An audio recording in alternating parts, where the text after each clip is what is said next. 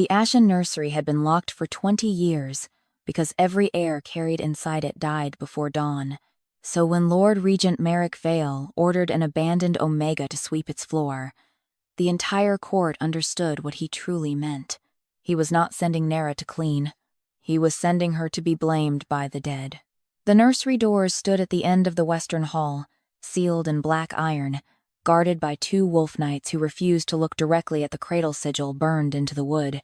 Behind Nera, nobles gathered in silver furs and winter velvet, their breath pale in the cold corridor, their faces bright with the cruel patience of people waiting to watch something powerless break. Nera stood barefoot on the stone, fingers wrapped around a broom with a cracked handle. Ash had already stained her palms, though she had not yet touched the room. Someone had rubbed it into the broom deliberately, as if the shame of the nursery should enter her skin before she entered its darkness. "Open it," Lord Merrick commanded. The guards hesitated. That hesitation was the only mercy Nera received. She had been found beneath the outer bridge of Valkyrin Keep as a child, wrapped in old wolfskin with no crest, no scent, and no mother willing to claim her. The healers called her abandoned. The servants called her Omega. The court called her nursery Ash, a girl fit only to sweep away what noble bloodlines did not want remembered. Now the insult had become an order. The first guard drew back the iron bar. A sound came from behind the door. Not a howl, not a cry. A small wooden creak, slow and patient, like something rocking in the dark. The nobles fell silent. Lord Merrick's mouth tightened. His silver beard had been braided with black thread from mourning, though no child had been officially mourned in that nursery for 2 decades. The royal family did not speak of the heirs who had died there. They spoke of a curse. They spoke of weak mothers, sick cradles, moonless births, and bad omens. They never spoke of names. "Nera of no house," Merrick said, his voice carrying easily through the hall. "By mercy of the crown, you have been fed under this roof. By justice of the crown, you will repay that mercy. Enter the Ashen Nursery. Sweep the floor clean before moonrise. Touch no cradle. Speak no prayer. If the room rejects you, the court will know at last whose presence has kept royal heirs from surviving." Nera looked at him. She did not bow. That was her first mistake. A murmur passed through the nobles. A few smiled. A low-born Omega who refused to lower her eyes was not brave in their world. She was unfinished prey. "I have never entered that room," she said quietly. Her voice did not shake, but her hands did. She hated that. Fear had always betrayed her body before her pride could defend it. Merrick smiled, as if she had given him exactly what he wanted. A curse does not need a door to enter. The second guard pulled the door open. Cold poured out. It was not the honest cold of winter, not the clean bite of snow wind from the northern pines. This cold smelled of old milk, burned wood, and grief sealed too long inside stone. Candlelight from the corridor slid into the nursery and stopped, as if afraid to go farther. Inside, Nera saw 12 cradles, all burned, all empty. Each one had been carved from moon oak, the sacred wood reserved for royal children. Their curved sides were blackened, their silver fittings melted into warped tears. Ash covered the floor in a thick gray layer, untouched by time, untouched by servants, untouched by the king who had inherited a palace full of rooms he was forbidden to remember. Then Nera saw the marks. At first, she thought they were cracks in the wood, but no. Each cradle had once carried a name. The letters had been carved deep into the moon oak, then scraped, burned, and gouged until only wounds remained. On one cradle, she could still see the ghost of an A beneath the black. On another, the curve of an L.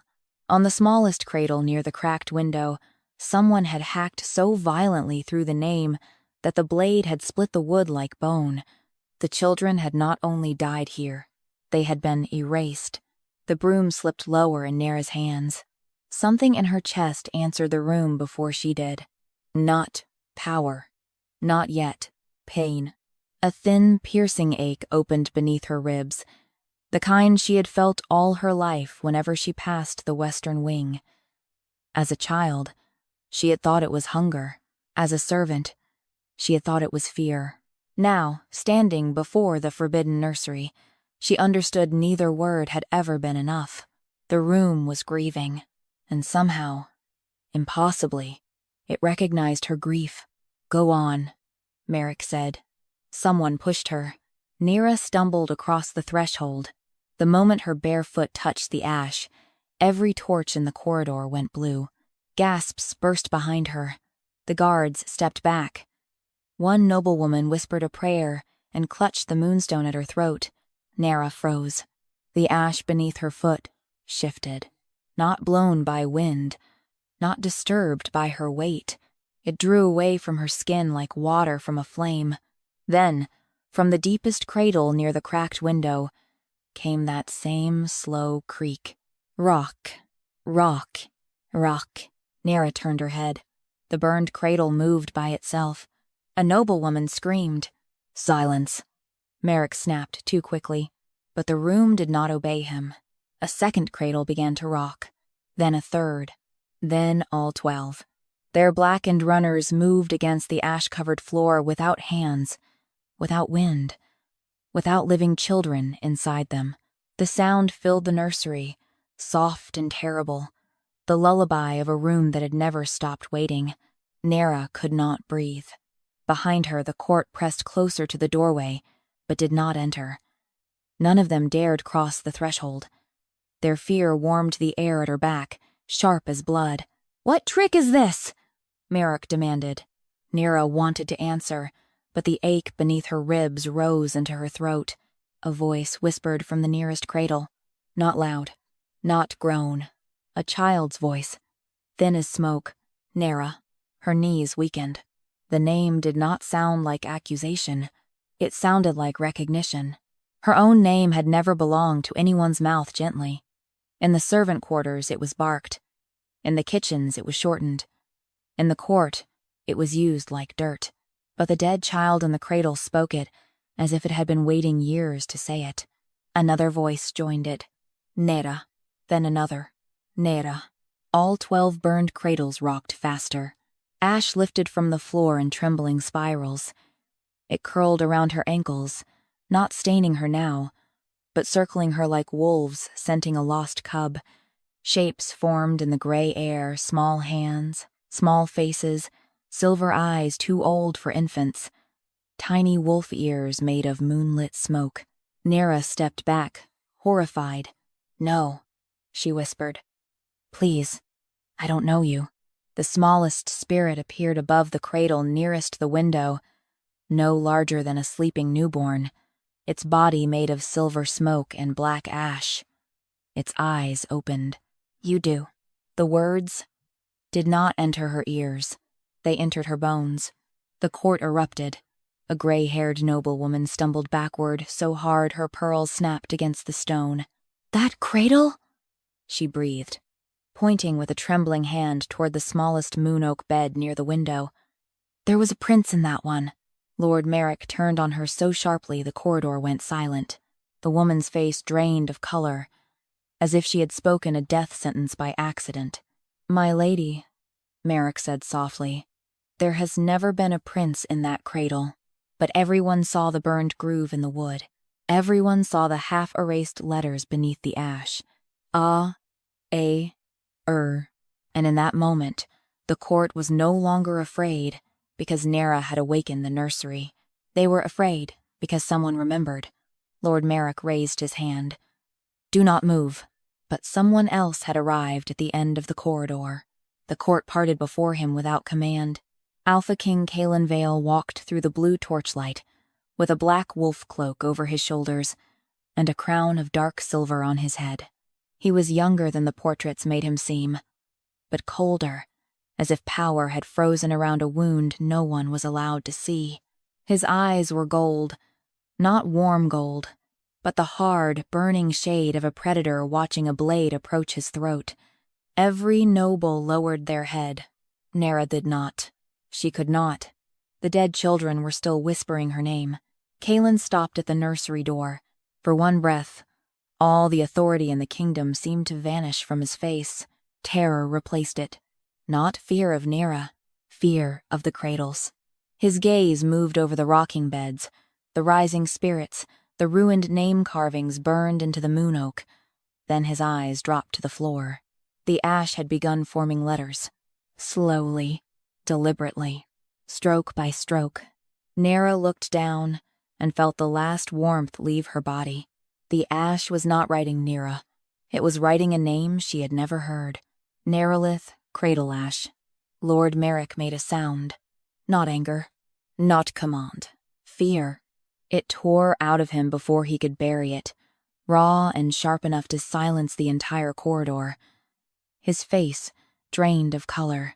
His hand closed around the black wolf-head cane at his side until his knuckles blanched.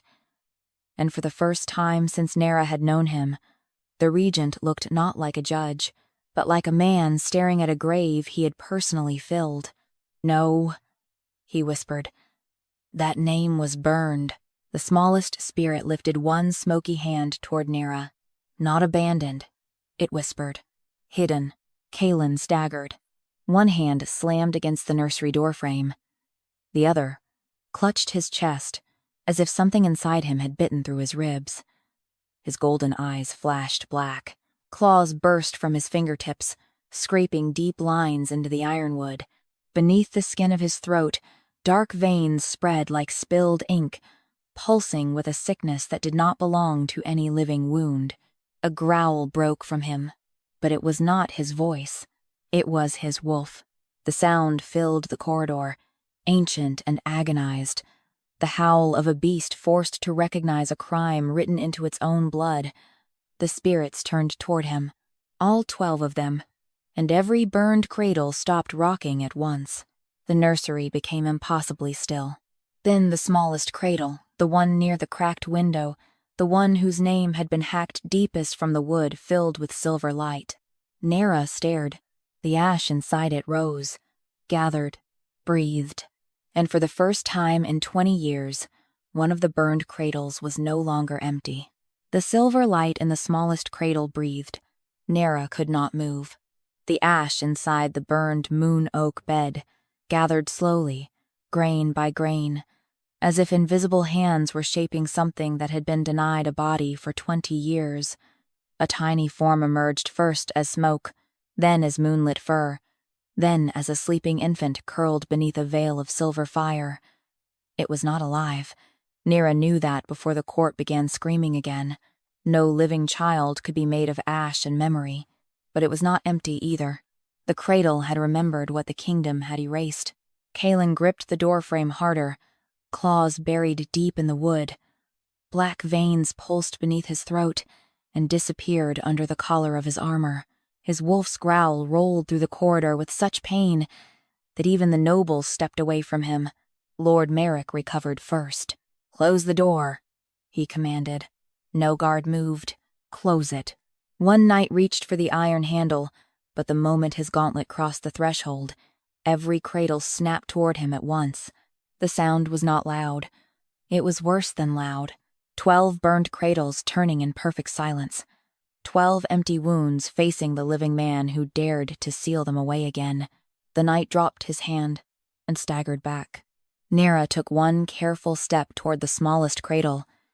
She did not know why. Fear screamed at her to run, but something gentler, older, pulled her forward. The ash around her feet opened a path. "Do not touch it," Merrick said. His voice cracked on the last word. Nera looked over her shoulder. For the first time in her life, Lord Merrick was truly seeing her. Not as an Omega, not as a servant, not as a convenient thing to blame. His eyes searched her face with a horror so personal it felt almost like recognition. "You know that name," she said. The corridor went still. Merrick's lips thinned. "You know nothing. Then why are you afraid of it?" A murmur passed through the court, but it died quickly when Merrick turned his head. The regent did not need to shout to frighten them. He had spent too many years teaching Valcarin that silence was safer than memory. Caelan's voice cut through the tension. "Answer her." Everyone turned. The Alpha King stood at the threshold, with one hand still pressed to his chest. His face had hardened again, but the sickness beneath his skin had not vanished. The black veins pulsed once, then retreated, as if his wolf were fighting something trapped in his blood. Merrick bowed his head, just enough to be proper. "Your Majesty, the girl is infected by the nursery. She must be removed before the old curse spreads. The nursery did not speak until you sent her in. She provoked it. You sent her in." The words struck like a blade. Nera watched Merrick's jaw flex. Then a gray-haired noblewoman near the back made a small broken sound. Lady Orwyn, Nera thought. One of the old court widows, half forgotten and usually silent. "That cradle," Lady Orwyn whispered. Merrick turned so sharply several nobles flinched. The old woman stared past him, trembling, her eyes fixed on the smallest cradle glowing behind Nera. There was a prince in that one. The corridor lost its breath. Merrick's face went white. "My lady," he said softly, "there has never been a prince in that cradle." Lady Orwyn seemed to wake from a dream. Terror flooded her expression. She pressed one hand over her mouth, but it was too late. Everyone had heard. Everyone had seen the burned groove in the moon oak. Nera looked down at the cradle's side. Beneath the ash, beneath the gouged black scars, 3 letters had survived the blade. Heir. The silver infant in the cradle opened its eyes. A sound entered Nera's mind. Not quite a word, not quite a cry. Heroine. Her breath caught. That was the name. The moment she understood it, the cradle shuddered. The hacked letters burned silver through the char.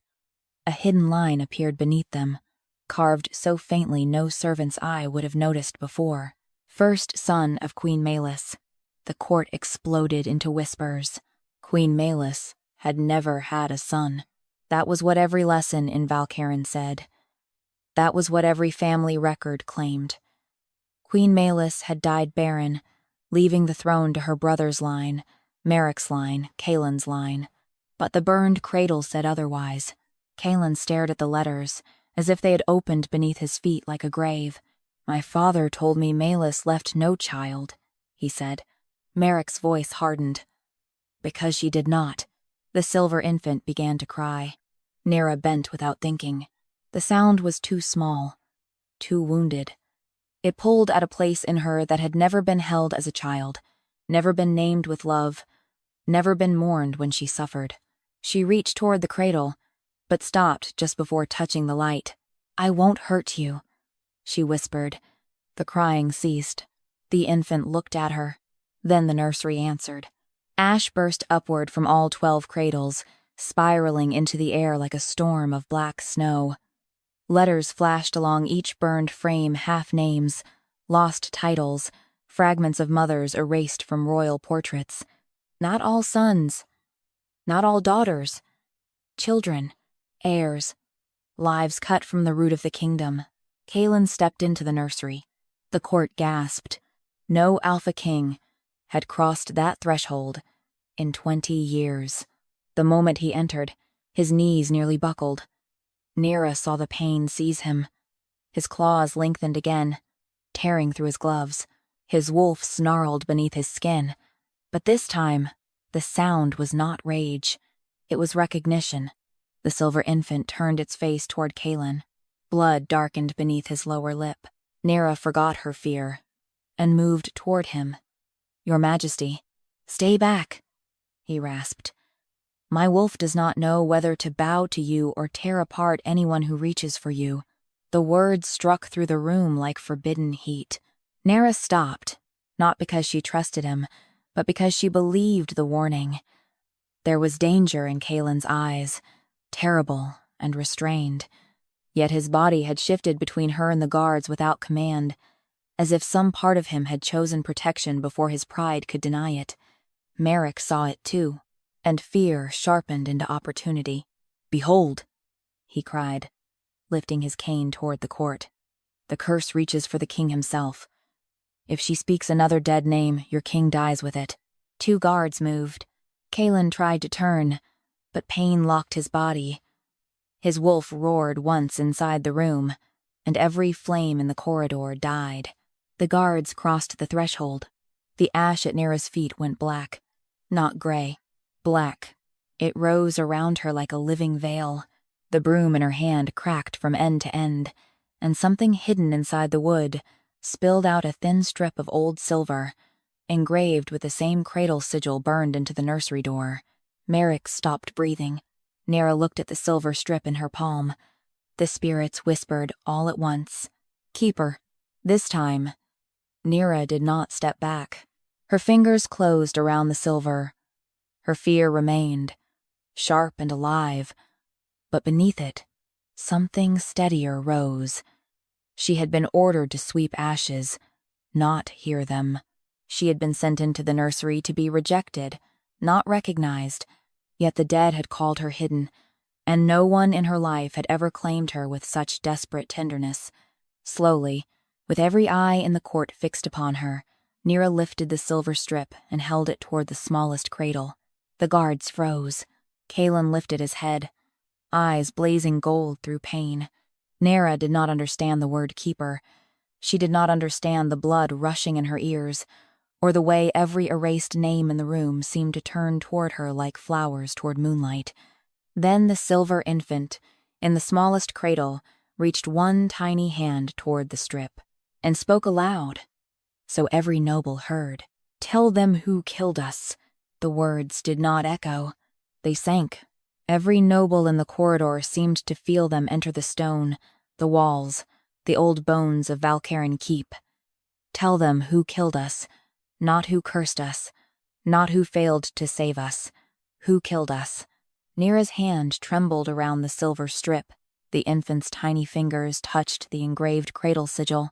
The moment ash met silver, the nursery floor split with light. Not fire, memory. A circle of pale flame spread beneath the cradles, revealing marks hidden under 20 years of soot. Names appeared first, one after another, carved into the stone in a ring around the room. Aaron, Leora, Myalisun, Dor, Viola, Rune. Children Nera had never known, yet each name struck her chest like a heartbeat trying to return. Lady Orwen began to weep. "No," Lord Merrick said.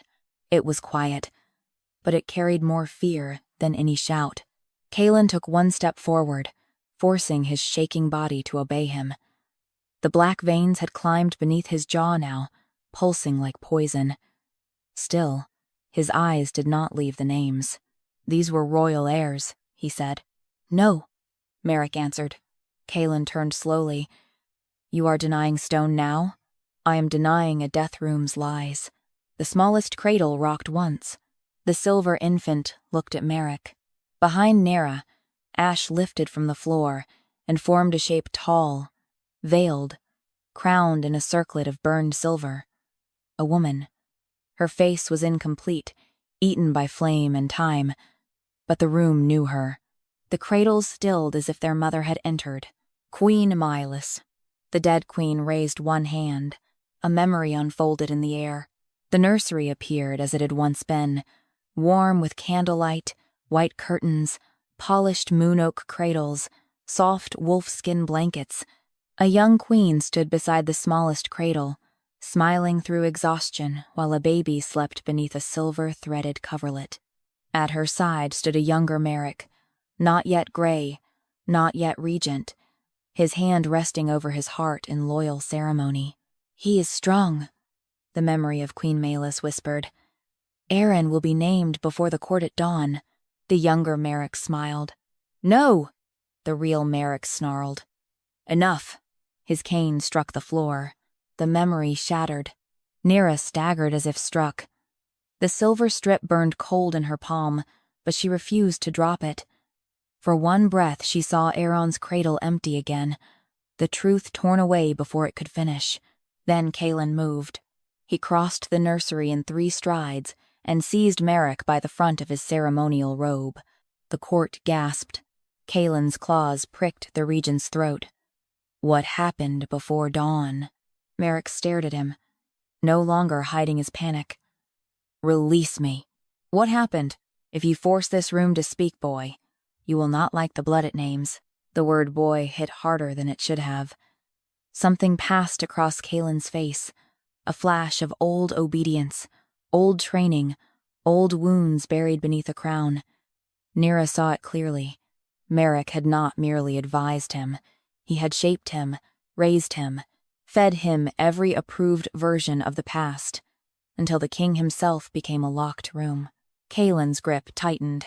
Behind him, one of the guards drew a silver blade.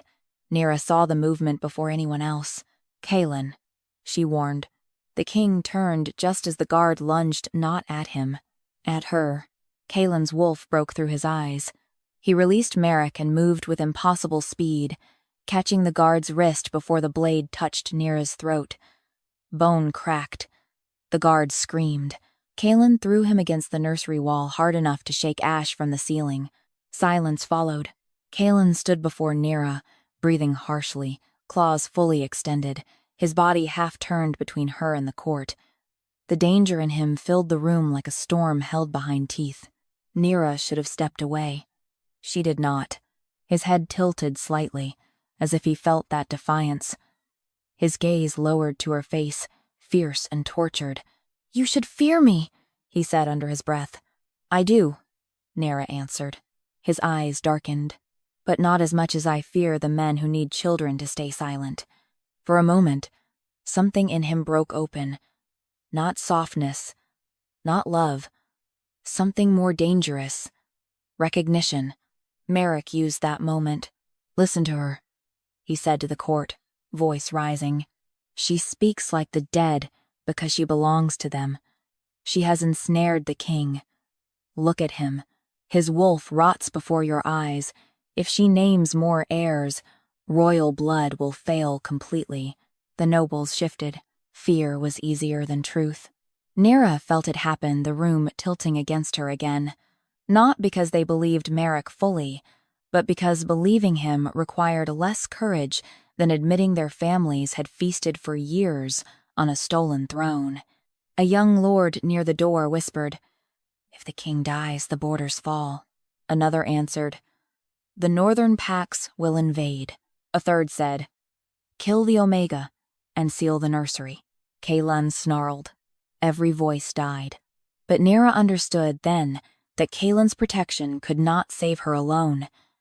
If he chose her too soon, Merrick would turn the kingdom against him. If he hesitated too long, the nursery's truth would be buried with her. The silver strip pulsed in her hand. Keep her. The spirits were not asking her to be protected. They were asking her to witness. Nera turned away from Caelan and faced the 12 cradles. Her knees wanted to fold.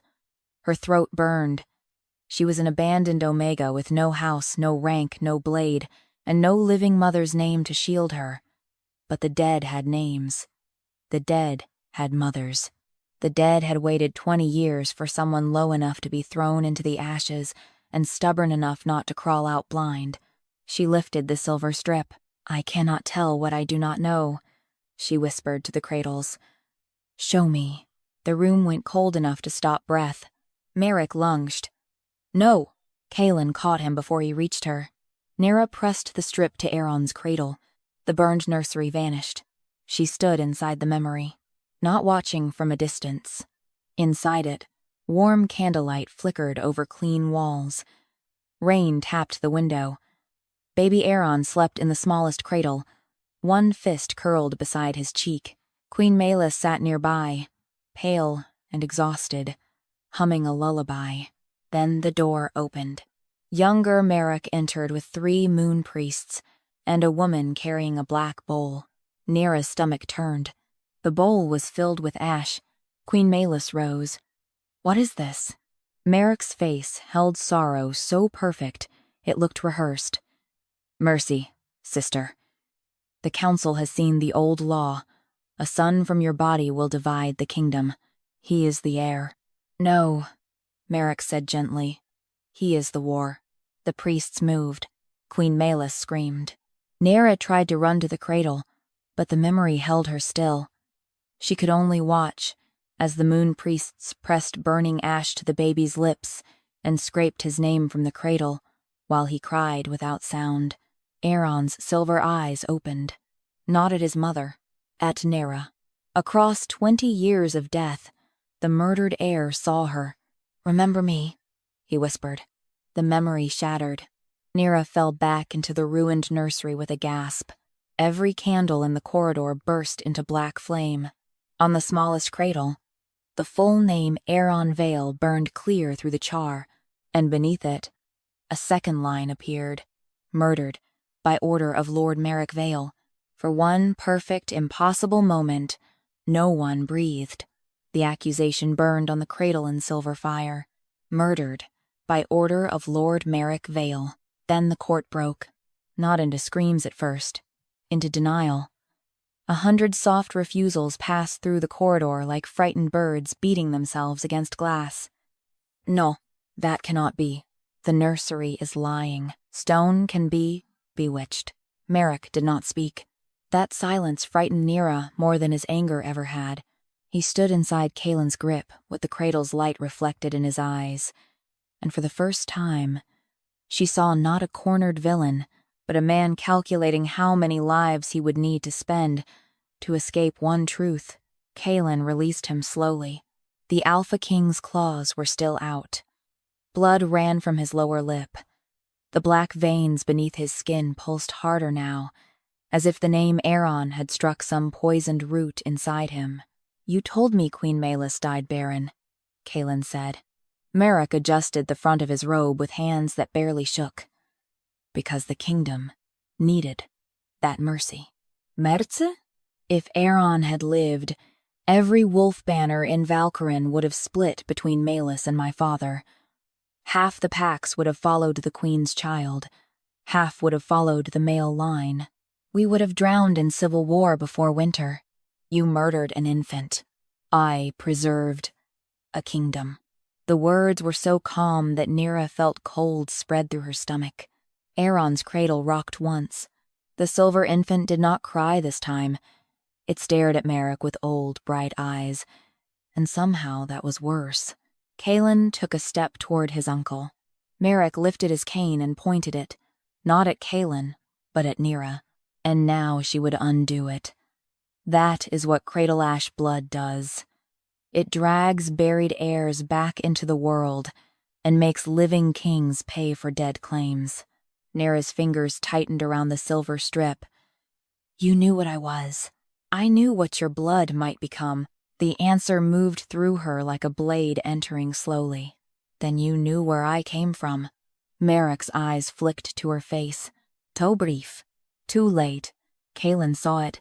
The air changed. "Speak carefully," the Alpha King said. Merrick smiled then. It was small, bitter, almost pitying. "You think I alone placed her under the bridge? You think an abandoned Omega appears outside a royal keep by accident? She was left where the court could watch her, where I could decide whether her blood slept harmlessly or needed ending." Nera felt the nursery tilt. All her life, she had imagined abandonment as a door closing behind a faceless mother, a private cruelty, a poor woman's desperation, a shame no one had bothered to explain. But this was worse. She had not been lost. She had been kept, like a weapon no one wanted to touch until they needed to break it. The spirits stirred around the cradles. Their silver faces turned toward her with aching tenderness, but it did not comfort her. It made the wound deeper. The dead had been waiting for her because the living had hidden her among ashes. Caelan's voice dropped.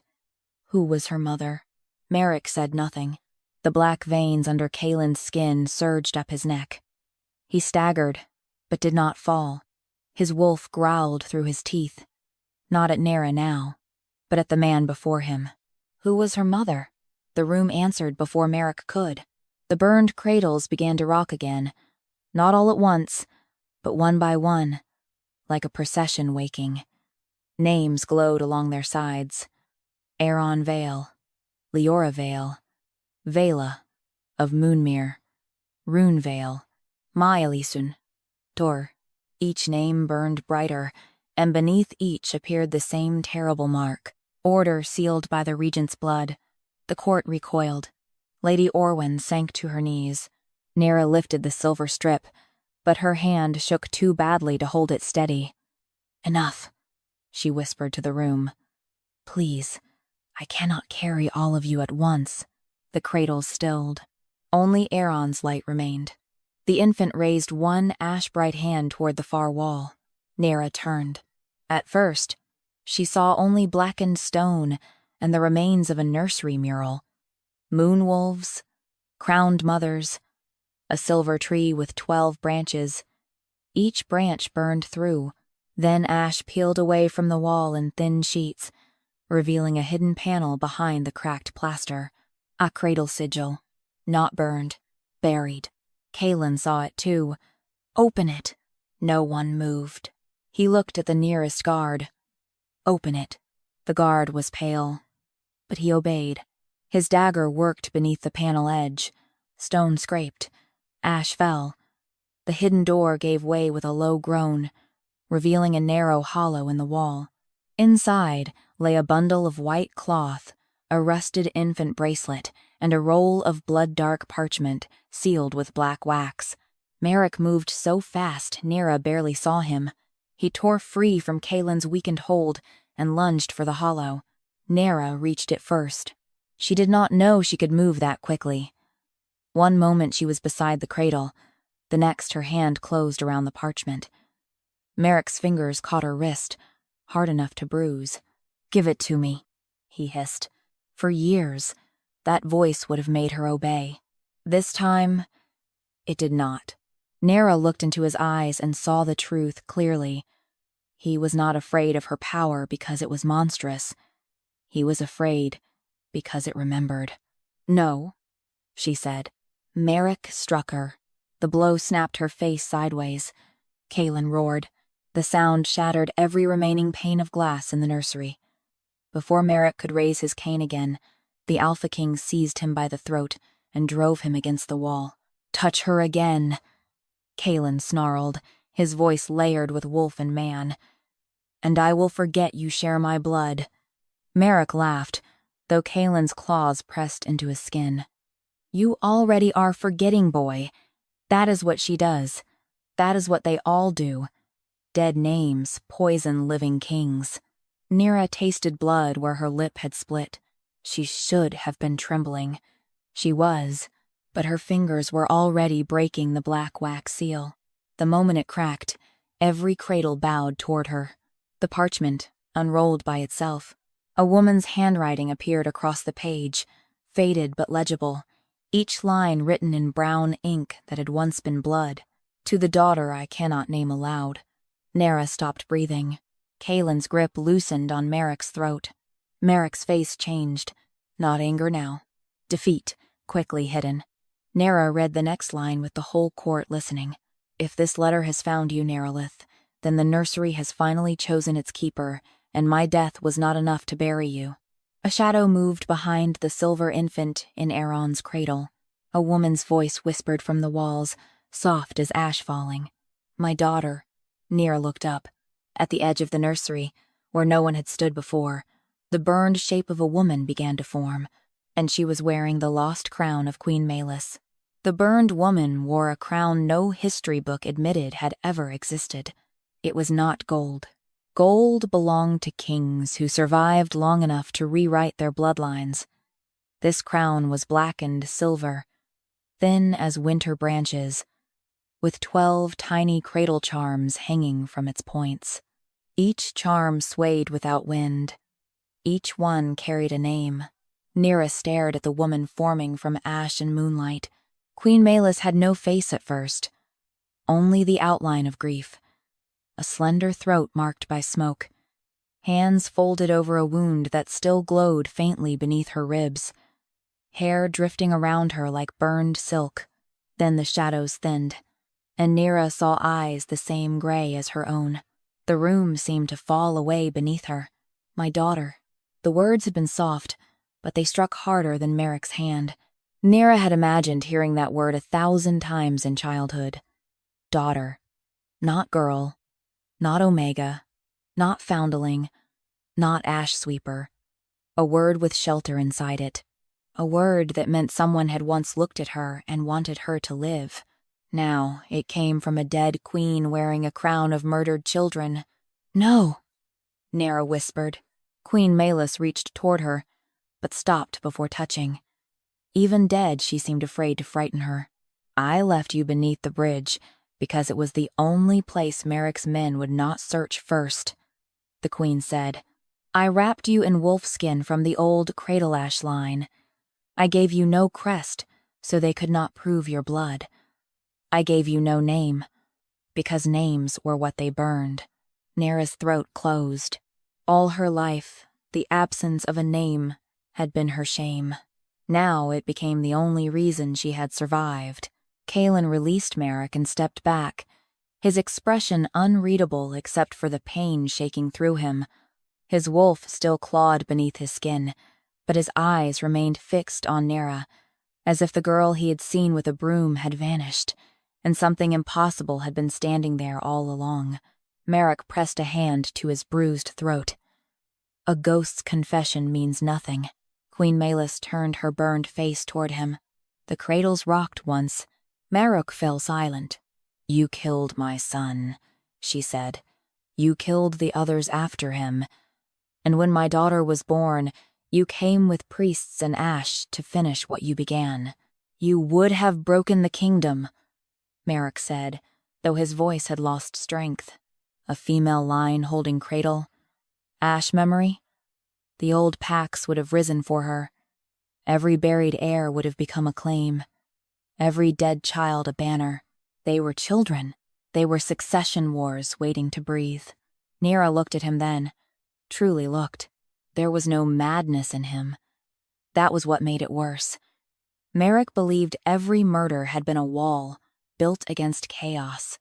Every burned cradle, every scraped name, every mother silenced stones in a fortress he called peace. Caelan's voice was low. And my bloodline? Merrick did not answer. Queen Malus did. Your grandfather took the throne after Aaron was erased.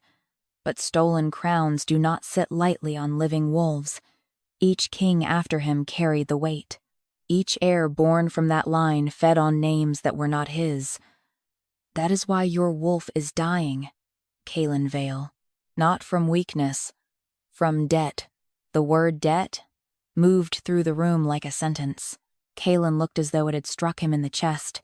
Nera remembered the black veins beneath his skin, the way his wolf had howled when Aaron's name appeared.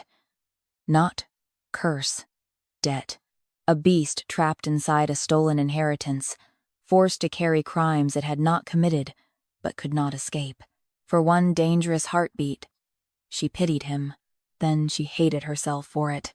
He was still king. He still wore the crown built from her dead brother's silence. Caelan seemed to read that thought in her face. I did not know, he said. Nera's answer came out quiet. You still benefited. The words cut through him. She saw it. Good. Some wounded part of her thought. Let truth hurt someone else for once. Merrick seized the moment. Hear her, Your Majesty. She will never see you as anything but a thief.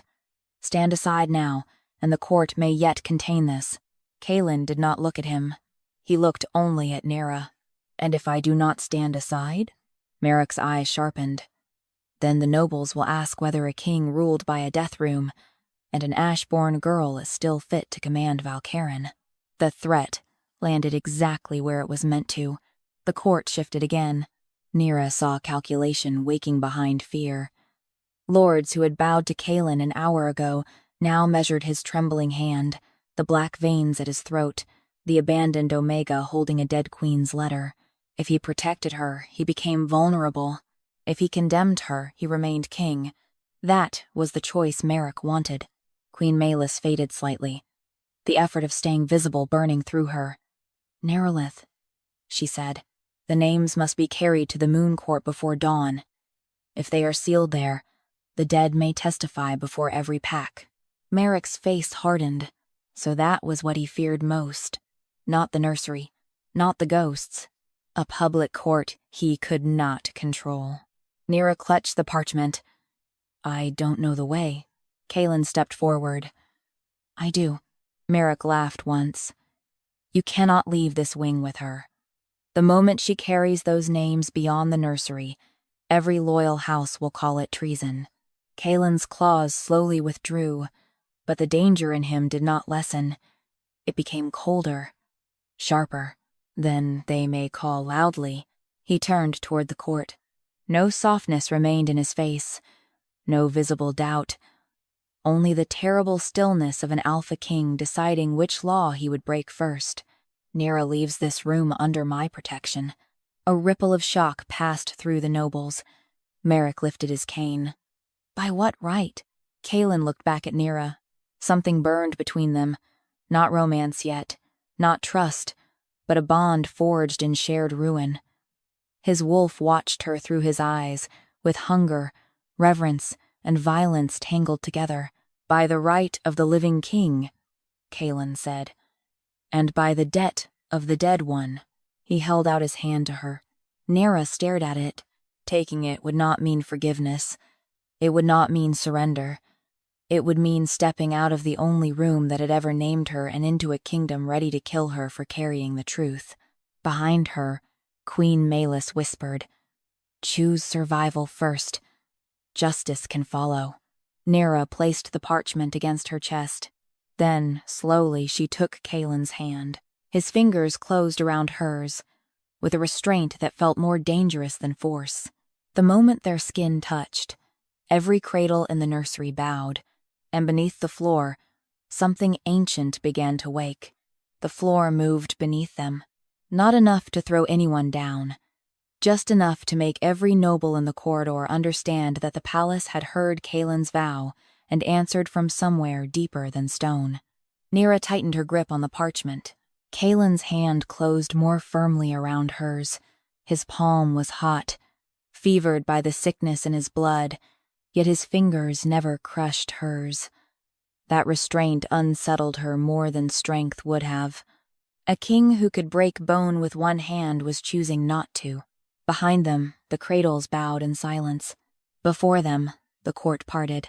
Not from loyalty, from fear. Nera stepped out of the Ashen Nursery, with ash still clinging to the hem of her servant dress, the silver strip hidden against her palm, and 12 murdered names pulsing beneath the parchment against her chest. Every face turned toward her. The same nobles who had come to watch her be blamed now stared as if she had carried a grave into the hall. Lord Merrick followed several paces behind, guarded by nothing but his own reputation. That made him more dangerous. A chained man inspired pity. An unchained traitor could still give commands. They had not gone 10 steps before the western bells began to ring. Once, twice. Then every bell in the keep answered. Caelan stopped. Merrick's smile returned. Nera looked from one man to the other. What is that? The council summons, Caelan said. Merrick rested both hands on his cane. No. A blood challenge. The court stirred sharply. Caelan's jaw hardened. You called the houses before the nursery opened. I prepared for contamination, Merrick said. And I was right.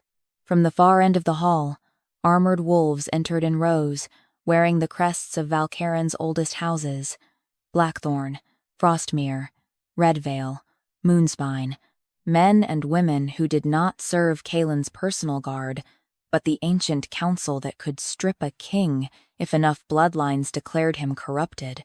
Nera understood then. Merrick had never planned to let the nursery simply reject her. He had planned the next stage before she touched the ash. If the dead stayed silent, she would be blamed. If the dead spoke, Caelan would be judged for listening.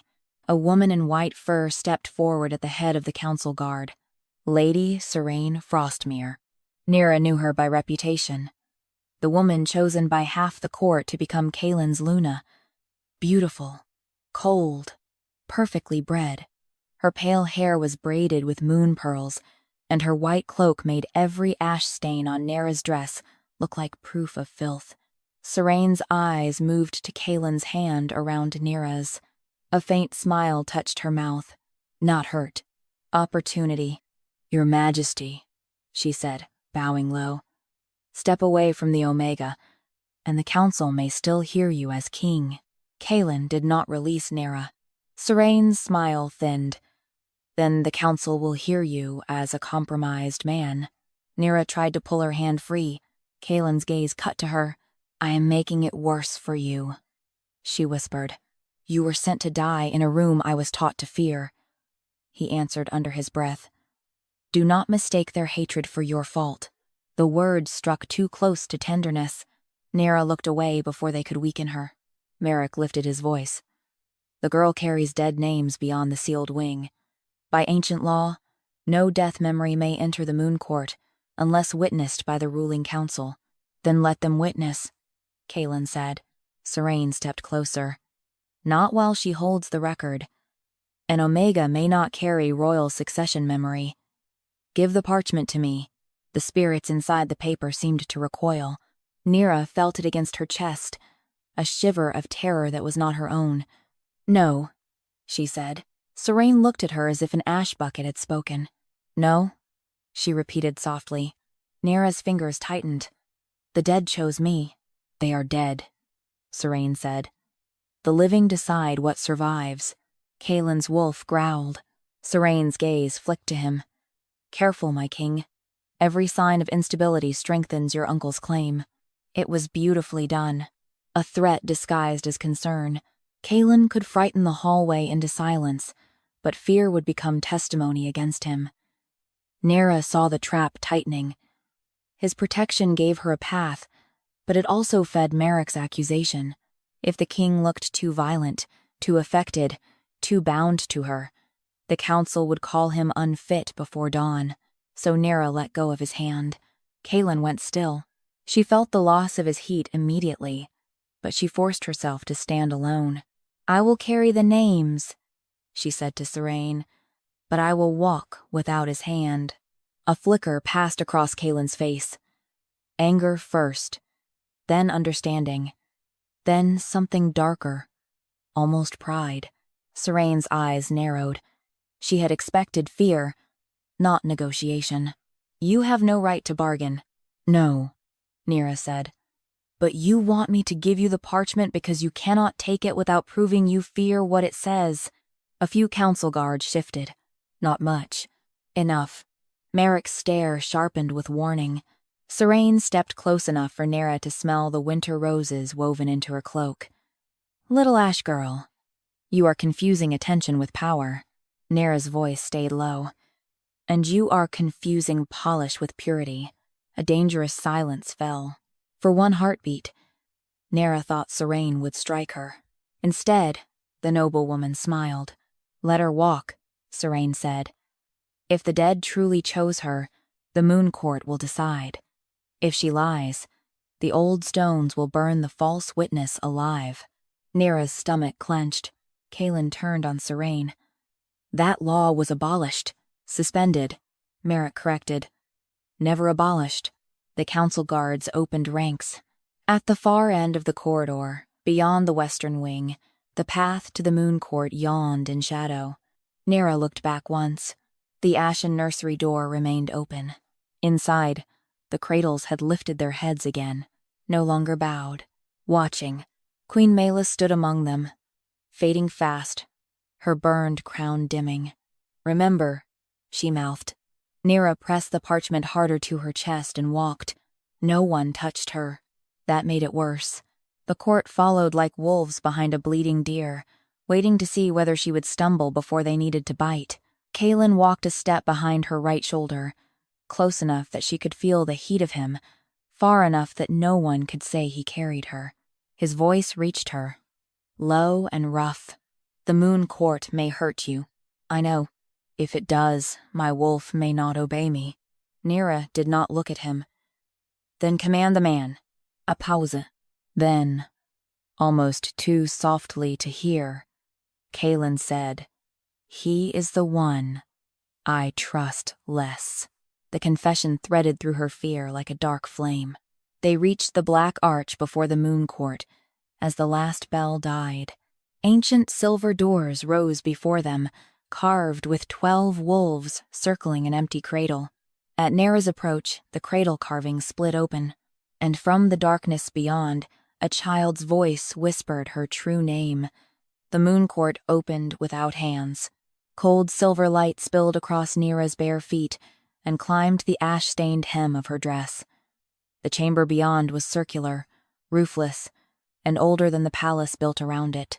Moonlight poured straight down through the open sky, touching 12 stone seats carved for the oldest bloodlines of Vale. At the center of the floor waited a shallow basin of black water, still as glass, with an empty cradle carved into its rim. Nera stepped inside. The moment she crossed the threshold, the parchment against her chest began to beat like a second heart. The council entered behind her in a slow ring of fur, steel, and suspicion. Serene Frostmere took her place beside the white stone seat of her house. Merrick stood near the black seat of Vale blood, calm again now that the court had rules he understood. Caelan remained behind Nera's right shoulder, close enough to reach her, far enough not to claim her. That distance hurt more than it should have. Nera hated that she noticed. An old priestess in a veil of moon thread came forward, leaning on a staff capped with a wolf skull. High Priestess Vaelra had served the moon court since before Caelan's birth. Her eyes were milky, but Nera felt those blind eyes settle on the parchment as if they saw through skin. "Who brings death, memory, into the moon court?" Vaelra asked. Nera swallowed. "I do." A few nobles shifted at the sound of her voice. "And who are you?" The question should have been simple. All her life, the answer had been given for her. Nera of no house. Nera the abandoned. Nera the Omega. Nera the ash sweeper. A girl named by what she lacked, never by what she carried. The parchment pulsed once. She lifted her chin. "Nera," she said. "Called Neralith Cradle. Ash by the nursery." The basin of black water trembled. Merrick's mouth tightened. Vaelra tilted her head. "Do you claim royal blood?" "No." That answer surprised the court. Nera felt Caelan's gaze on her, sharp and searching. She tightened her fingers around the parchment. "I claim nothing I do not understand. I only carry what the dead gave me." For the first time, something like approval moved across the priestess's ancient face, then placed the record in the basin. Caelan stepped forward. "What will it do to her?" Serene answered before Vaelra could. "If she tells truth, nothing." Vaelra's blind eyes shifted. "Do not lie in my court, Lady Frostmere. Truth hurts. Lies kill. Silence fell." Nera looked at the basin. The black water had not moved since the priestess spoke, yet she could feel depth inside it. Not physical depth. Memory. Names. Teeth. 1,000 judgments made under moonlight. Caelan's voice dropped beside her. "You do not have to prove yourself to them." "Yes," Nera said quietly.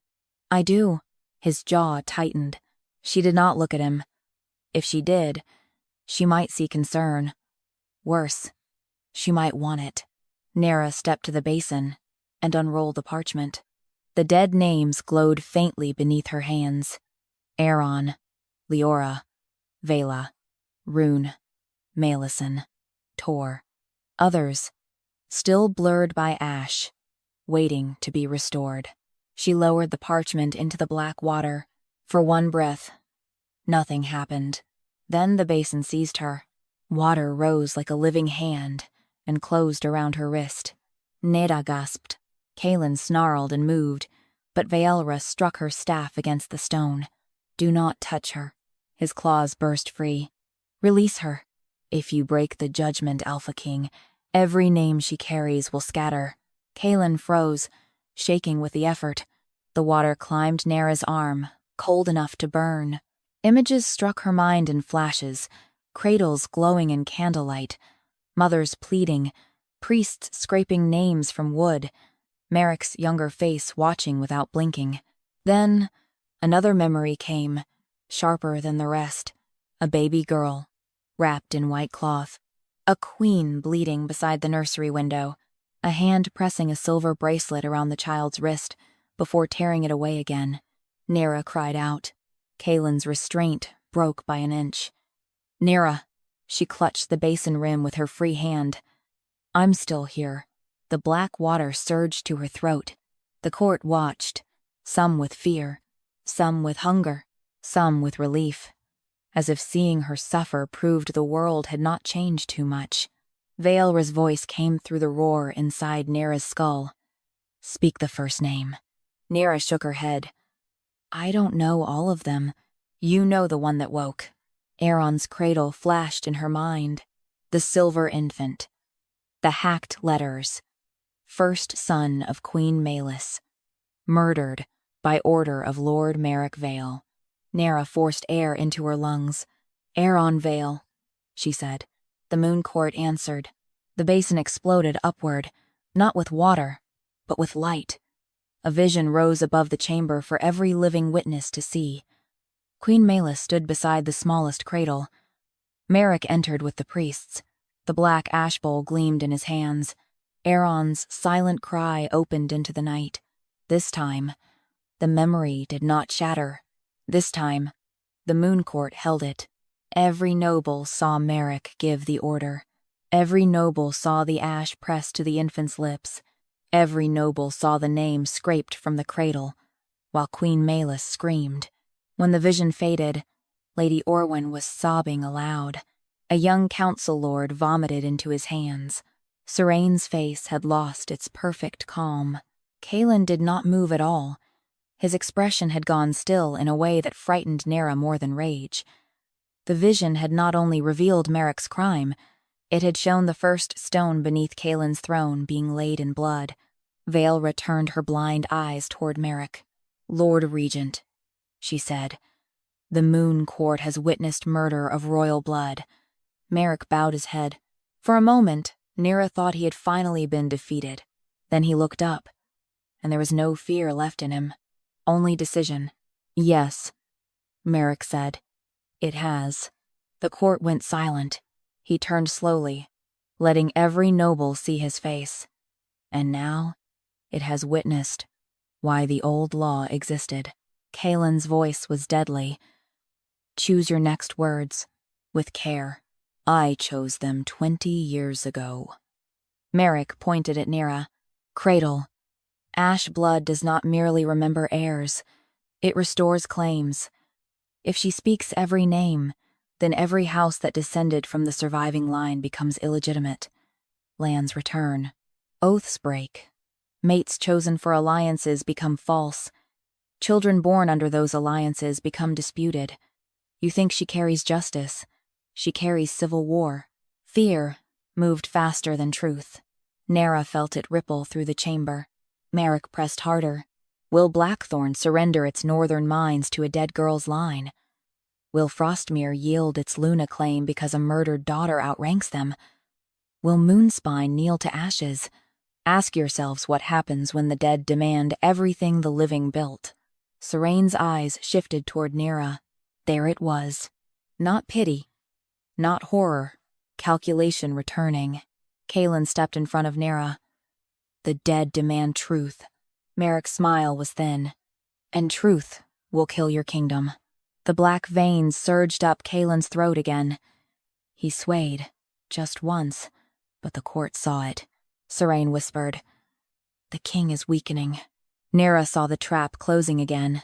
If she continued, Caelan's blood debt might worsen. If she stopped, Merrick survived. Either way, the court would choose fear unless something stronger forced them to look. The basin still gripped her wrist. Its water was no longer black. It had turned silver. Vale leaned closer. There is another name beneath Aaron's. Nera felt it before she saw it. A second pulse in the parchment. Smell her. Closer.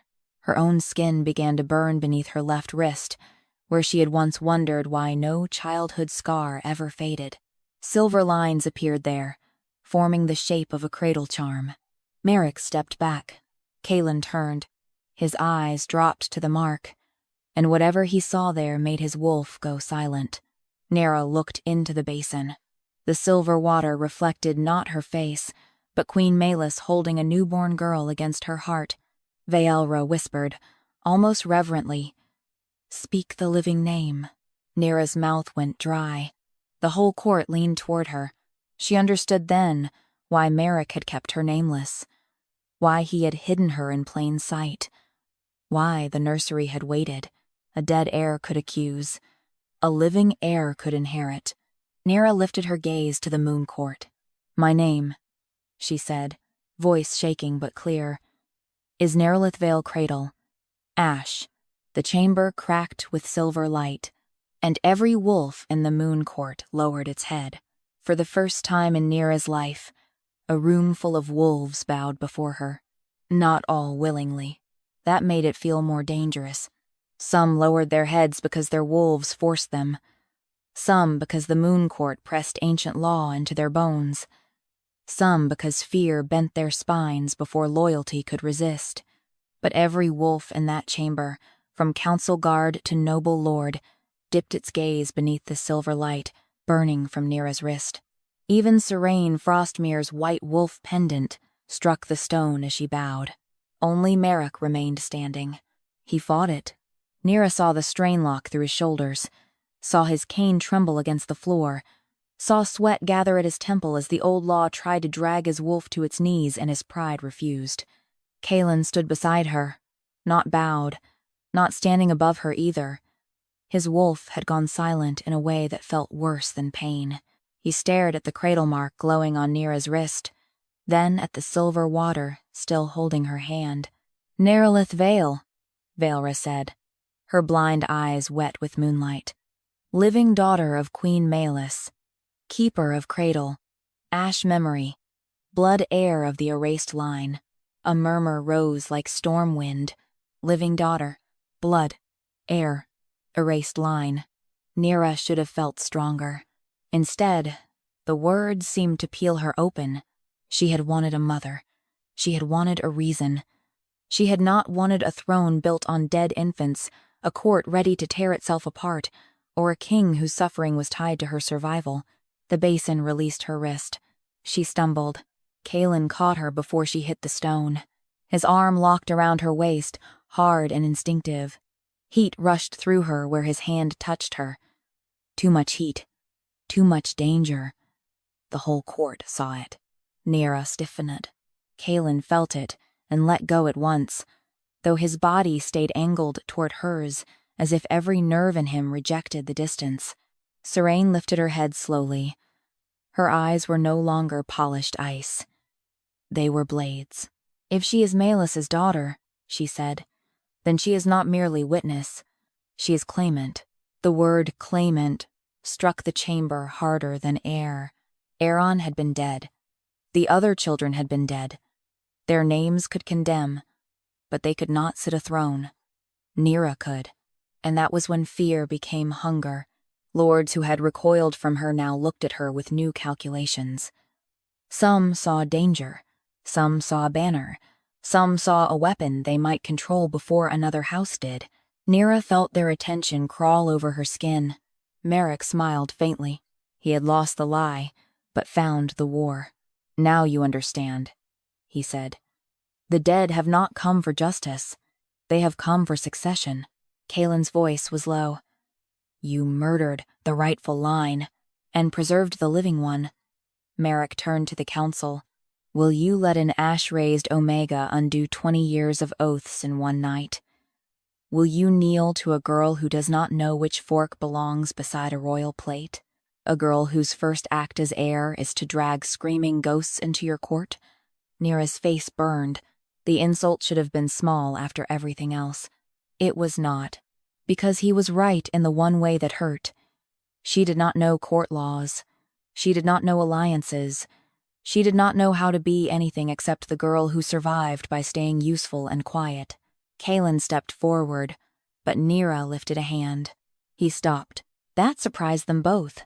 Nera faced Merrick with the silver cradle mark burning through her skin. You keep saying I will undo the kingdom. Her voice shook, but it carried. I did not burn those cradles. I did not scrape those names. I did not make the throne weak by telling the truth. You made it weak by feeding it children. The chamber went still. Aaron's name flashed in the basin. Then another. Leora. A new vision burst upward without Nera touching the water. A little girl, perhaps 3 years old, stood beside a moon-oak cradle, laughing as a silver pup licked her fingers. A woman with red-gold hair knelt behind her, whispering, "Princess Leora," softly. The scene shifted. Merrick stood before that same mother with a sealed decree. The mother begged. The child screamed. The pup was dragged away. Ash fell over the cradle until the name vanished. When the vision ended, the basin showed a second line. Leora Vale, first daughter of House Vale, murdered by order of Lord Merrick Vale. A council lord staggered back. "My grandmother served Princess Leora," he whispered. "She was dismissed for madness when she claimed the child existed." Another name flared.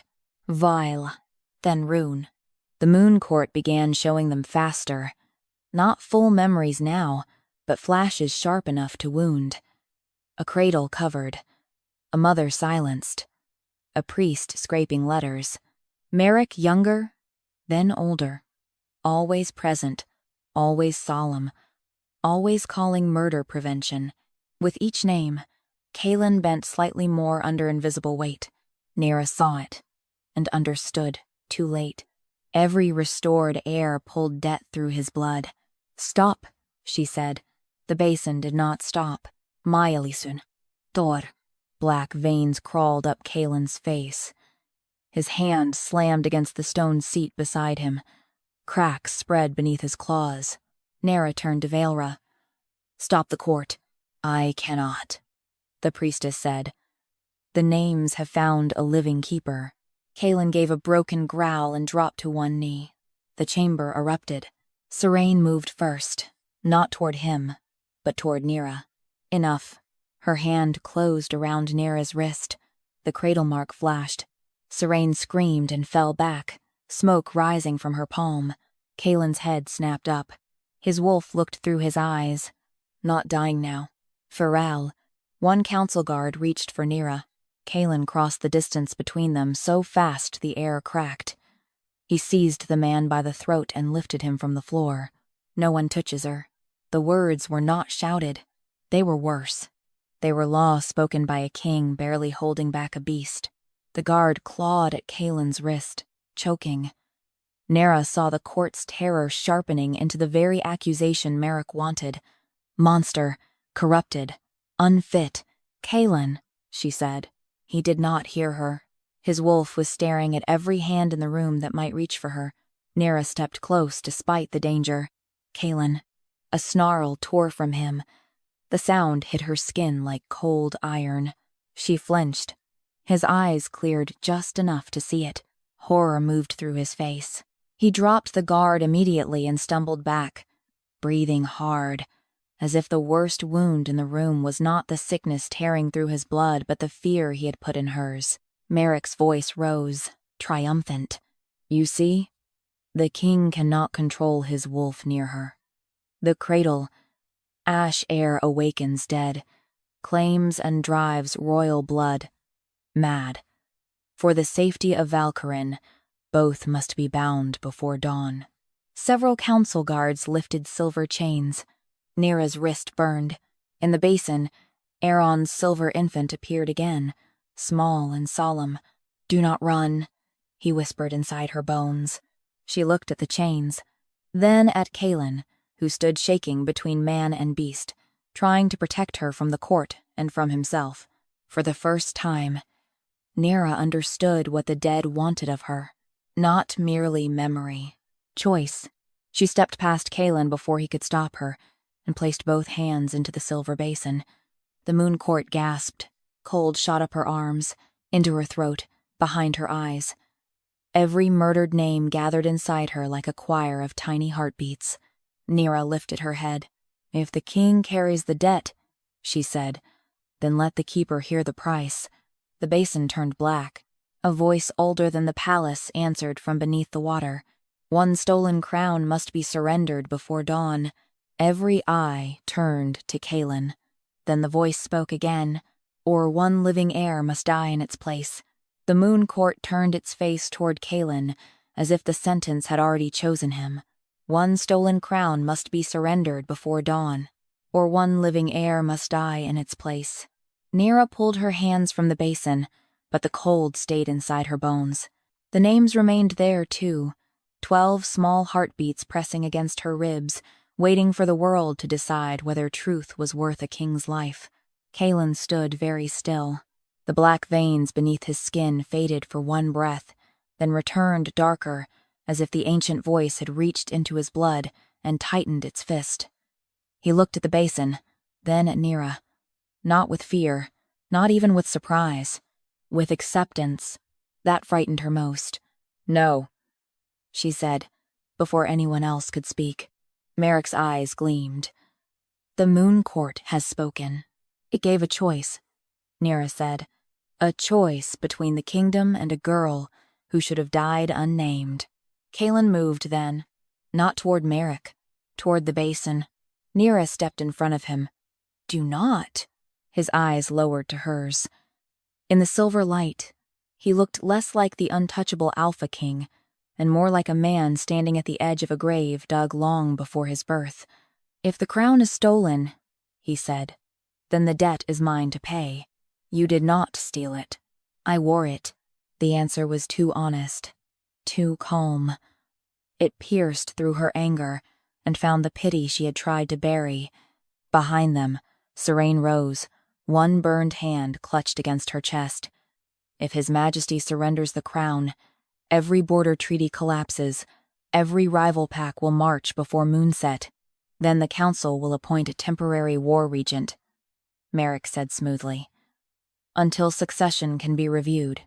Caelan gave a humorless smile. "And I suppose duty forces you to accept?" Merrick inclined his head. "If Valcarin requires sacrifice, I have never refused it." The lie was so clean it almost shone. Nera looked at the surrounding nobles and saw how many wanted to believe him. Not because he was innocent, because he offered order.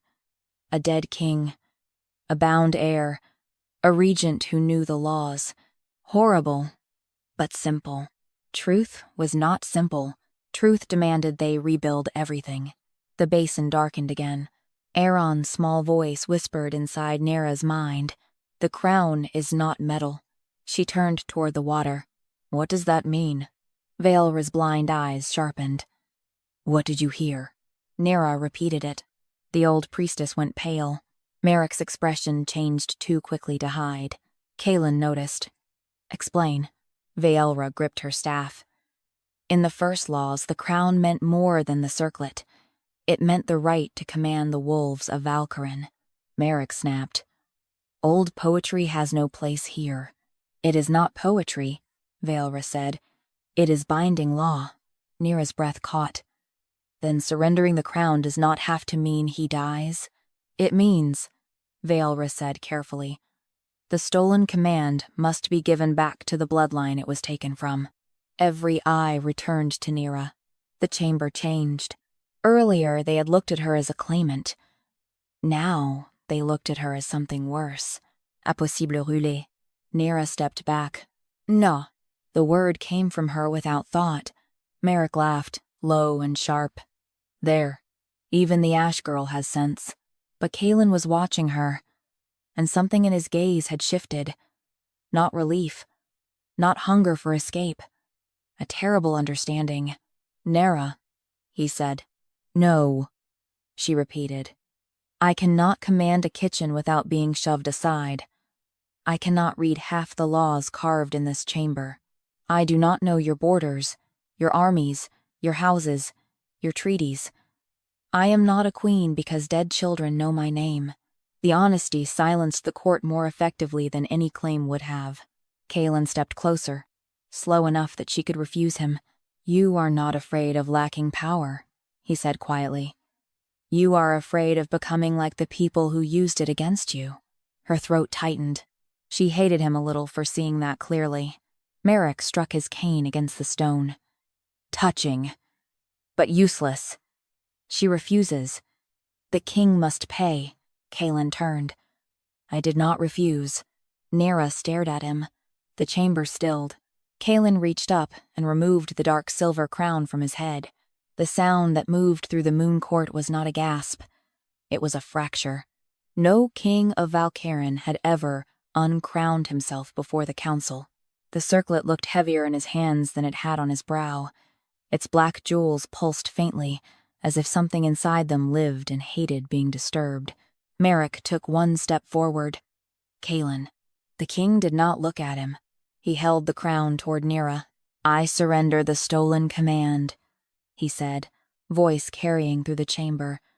Not to save myself, and not to bind you. I surrender it, because the first crown was taken from your mother's child by murder. Nera could not breathe. If you take it, he continued, lower now, meant for her though every wolf heard. You do not stand alone. I will kneel if the law demands it. I will fight if the houses rise.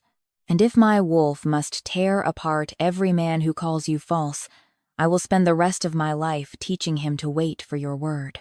The promise was too dangerous to be gentle. Nera looked at the crown, then at his face. This was not love. Not yet. It was something carved in darker stone debt, desire, guilt, protection, and a king's pride breaking itself open before a girl who had once held a broom. Merrick's voice cut in, cold with panic. If she touches that crown, every noble here becomes witness to treason. Nera looked around the moon court. At Serain, pale and furious. At Lady Orwen, still kneeling. At Vaelra, waiting. At the guards, with silver chains. At every wolf who had bowed. Not because Nera was ready, but because old blood remembered what living mouths denied. Then she thought of the nursery, the hacked names, the erased mothers. Aeron's tiny hand reaching for the silver strip. Nera lifted her hand, not to take the crown, to touch the basin.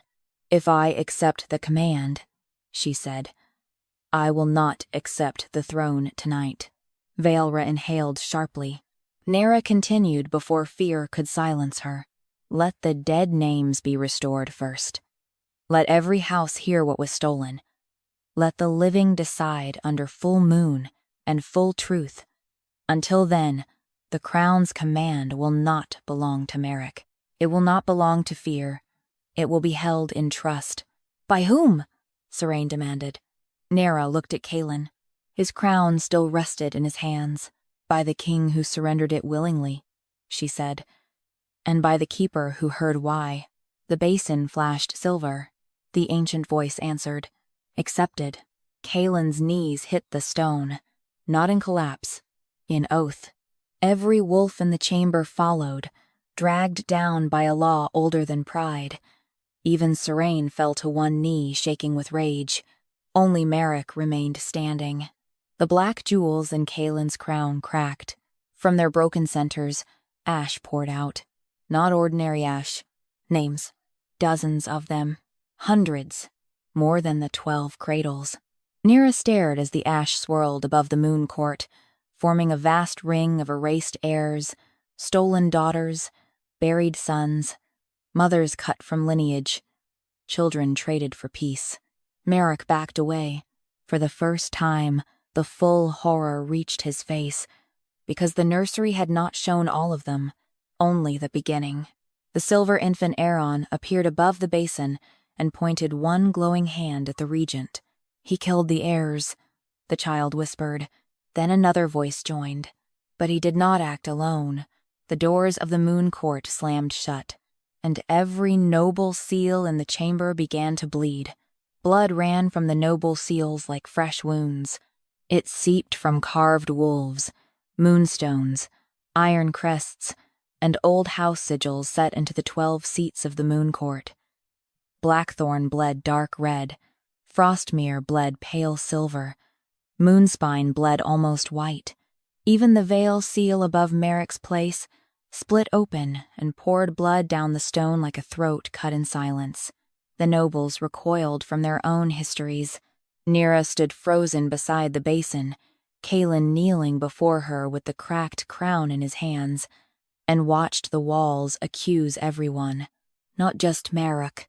That was why the regent had smiled for so long.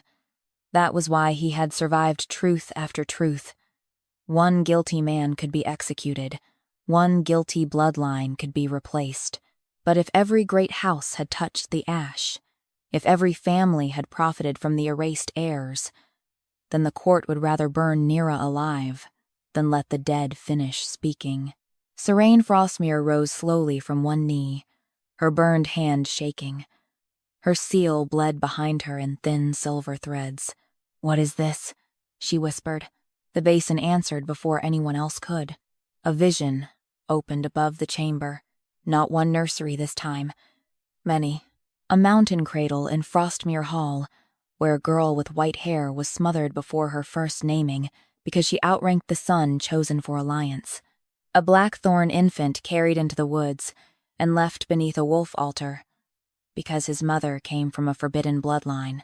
A moonspine daughter's name scraped from a birthstone while her father signed away her existence for land. The moon court filled with crying, not from the nobles, from the dead. Dozens of small voices rose until Nera had to grip the basin to remain standing. The sound struck her with all the years no one had mourned them. She felt tiny fingers, burning lips, empty cradles, mothers silenced by poison, exile, false madness, forced vows. Too many, too much. Caelan saw her sway and stood at once. The movement made the council flinch, but he did not care. He set the cracked crown on the basin rim and reached for her, stopping just short of touching. "Nera, I hear them," she said.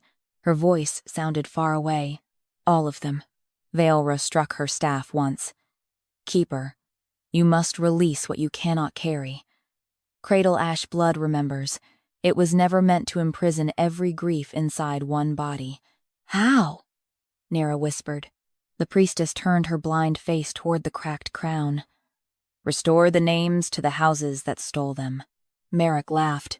It was a terrible sound now, stripped of elegance. "And watch the kingdom devour itself by dawn?" Nera turned to him. He stood beneath the bleeding veil seal, face pale but eyes fever bright. His fear had become something sharper than survival. If he could not bury the truth, he would make everyone afraid of living with it. "You think justice is clean?" he asked her. "You think naming the dead brings peace? Look at them. Every lord here is already calculating which cousin becomes enemy, which marriage becomes void, which army changes oath. I gave them order. You offer graves." "No," Nera said. Her voice was soft, but the chamber quieted. "I offer the children back their names." She lifted the silver strip from her palm and pressed it against the cracked crown. The reaction was immediate. The crown split wider. Ash burst upward in a spiral, then spread across the moon court like a black sky full of stars. Each ash star became a letter. Each letter became a name. Not titles. Not claims. Names first. Aeron. Liora. Vaela. Rune. Maelisun. Thor. Dozens more followed. The bleeding seals shook as the names flew toward them, not to destroy, but to carve. Each stolen child's name burned into the stone of the house that had erased it. The court cried out as their clean walls became records. Blood stopped flowing. Silver light sealed each name where no knife could scrape it away again. Serene stared at the Frostmere seal as 3 names appeared beneath it. Her lips parted, but no sound came. Nera saw something break through her polished cruelty. Not remorse yet. Shock. The first wound truth makes before pride decides whether to heal or rot. Merrick staggered back. "Stop." Nera stepped toward him. The dead voices moved with her. "You used fear of war to murder children," she said. then used their silence to crown yourself savior. I kept wolves from slaughtering each other. You taught them to slaughter babies instead. Caelan moved beside her, not ahead of her this time. Beside. The difference passed through the chamber like a blade turned toward a new age. Merrick looked from Nera to Caelan and understood his final loss. The king was not merely protecting her now. He was witnessing her, letting the court see her stand without being hidden behind his body. So Merrick reached for his last weapon. From inside his cane, he drew a narrow black blade. Not toward Nera, toward himself. Vale shouted, "No!"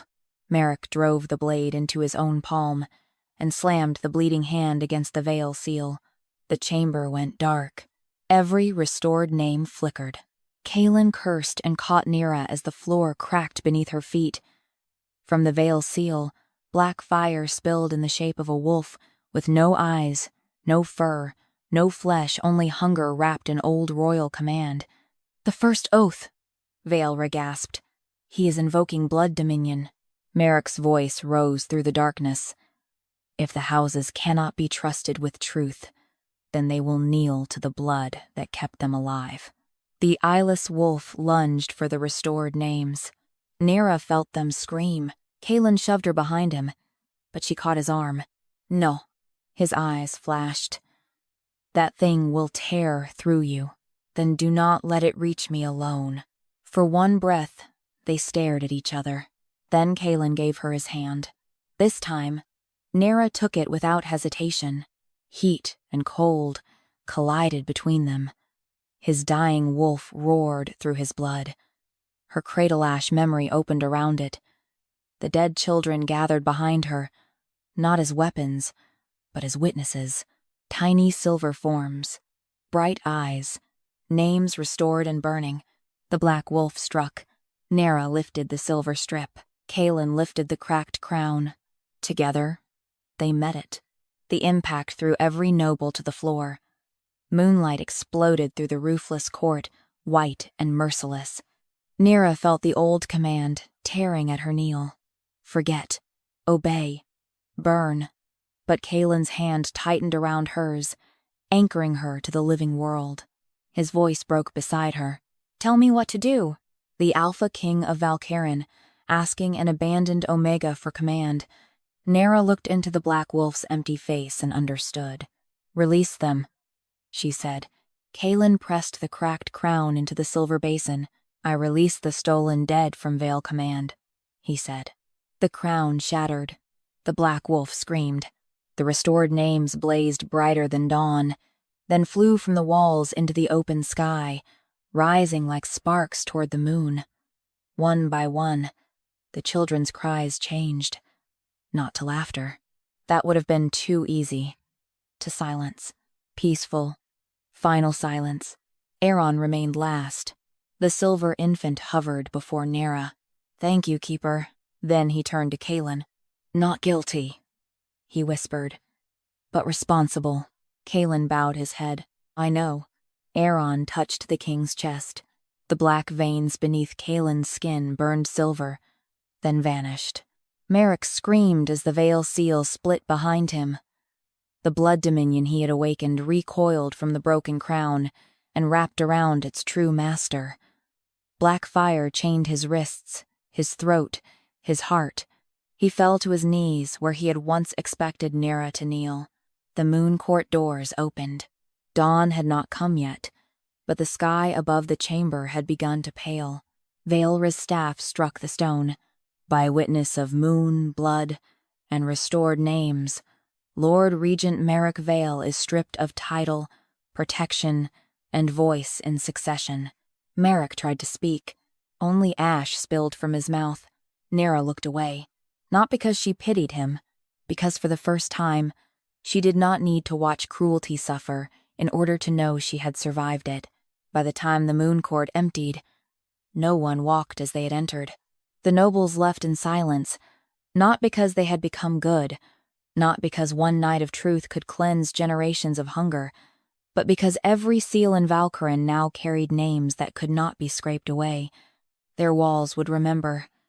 Their children would ask. Their wolves would lower their heads whenever those names were spoken. That was not peace. It was a beginning.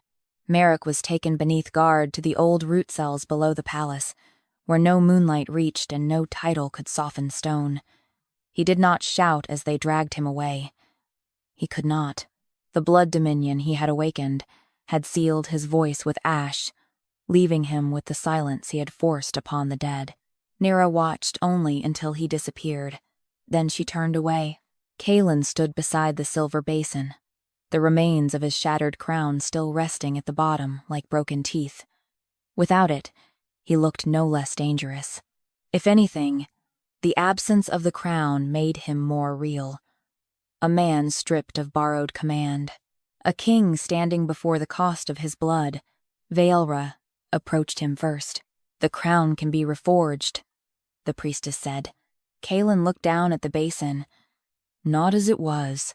"No," Vaelra agreed. "Never as it was."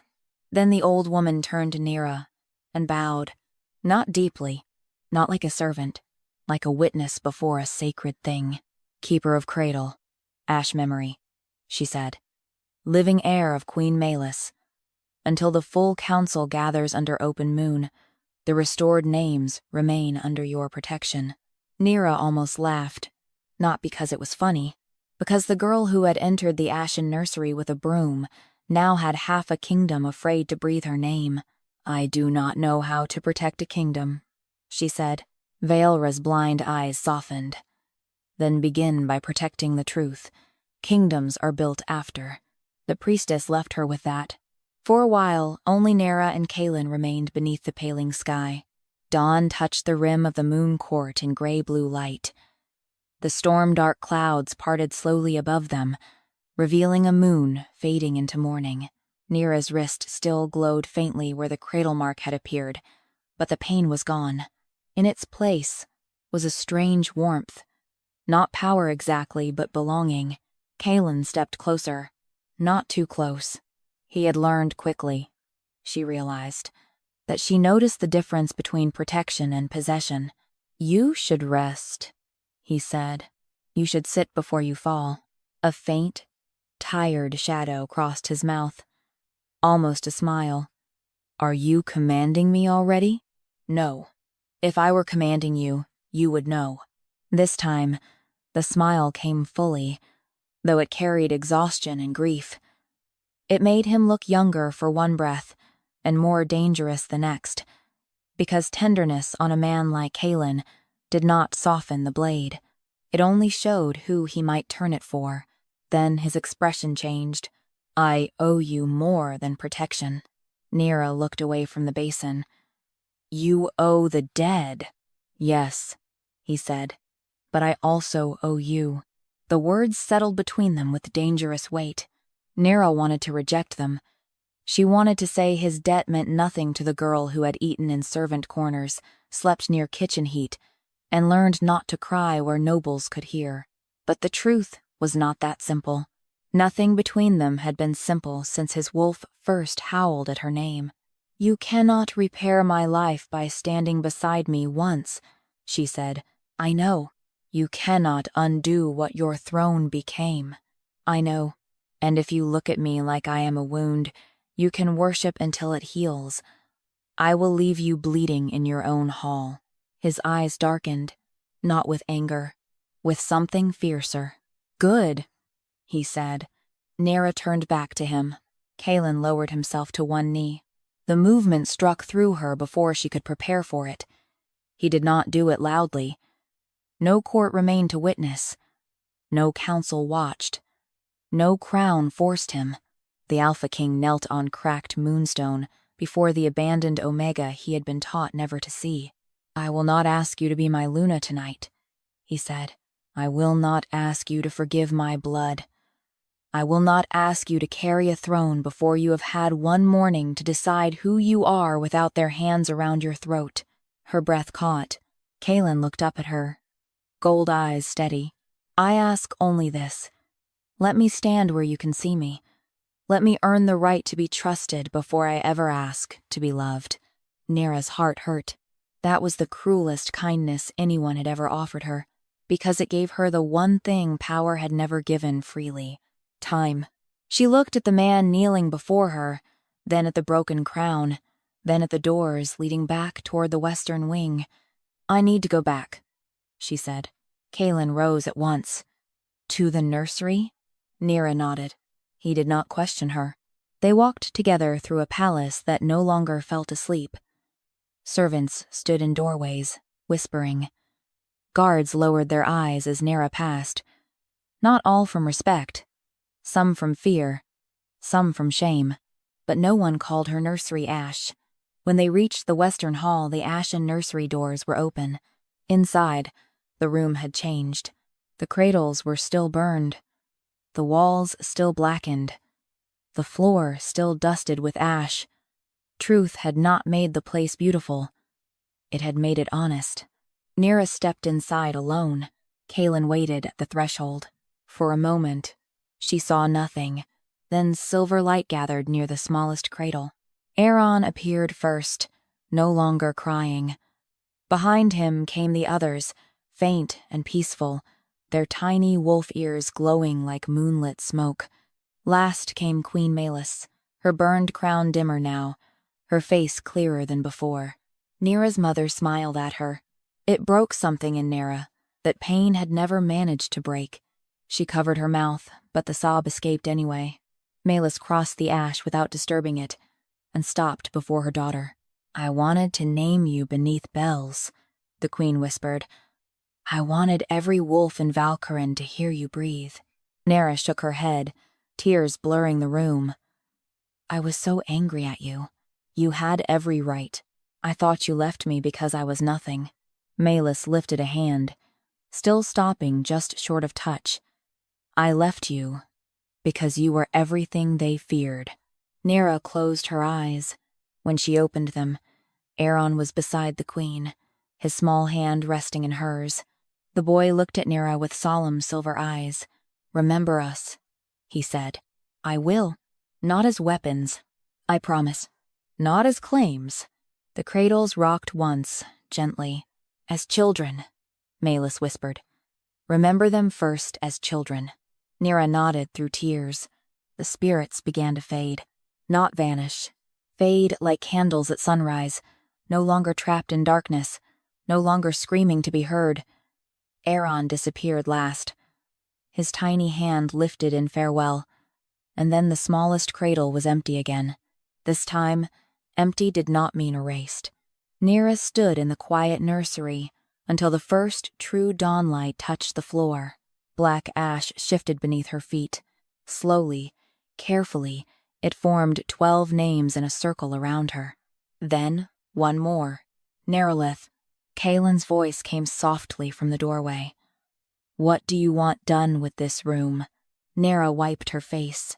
She looked at the burned cradles, the ruined walls, the names no blade could steal now. "Do not rebuild it," she said. "Not yet."